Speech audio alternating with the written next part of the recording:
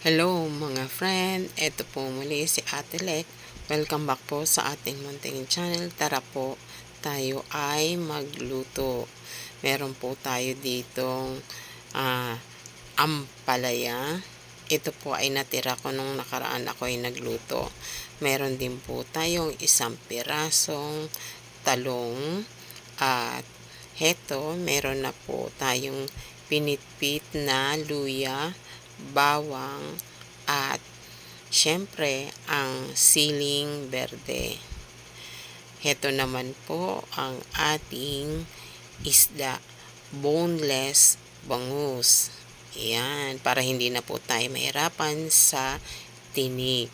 Siguro hinuhulaan nyo na or nahulaan nyo na kung ano ang ating lulutuin sa ngayon, mga friend. Ayan, heto ang aking napakagandang kawali. Ayan, dito po tayo magluluto. Heto, ginayat ko na po ang ating ampalaya at ang talong.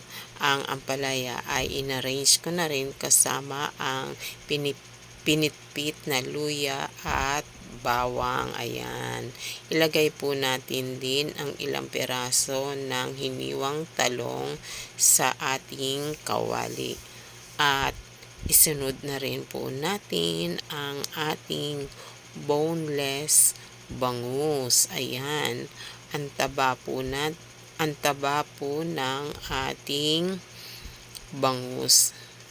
Ang sarap po ng kanyang belly. Ayan po, ang paborito ko sa bangus ay ang belly. Ilagay na rin po natin ang talong at ang ating siling berde. Lagyan na rin po natin ng tubig. Ayon po sa inyong dami na gusto, yan po ay inyo pong ilagay na dami ng tubig at maglagay na rin po tayo ng kaunting suka. Ayan. Depende po sa inyo kung gaano po karami ang gusto nyong suka na ilalagay. Hindi po kasi ako mahilig sa measuring. Ako po ay tansya-tansya lang po. At maglagay na rin po tayo ng asin. Ayan, depende po sa inyong panlasa. At kung meron pa po kayong ibang gustong ilagay na mga pampalasa ay okay naman po. Isa lang na po natin ang ating bangus, ang ating kawali, at hayaan po natin yan na kumulo. Huwag po natin tatakpan habang ang suka po ay hilaw pa.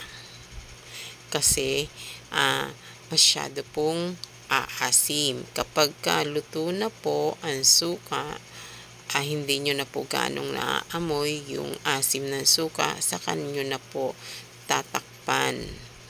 Ayan po. At hayaan po natin siyang maluto. Ayan.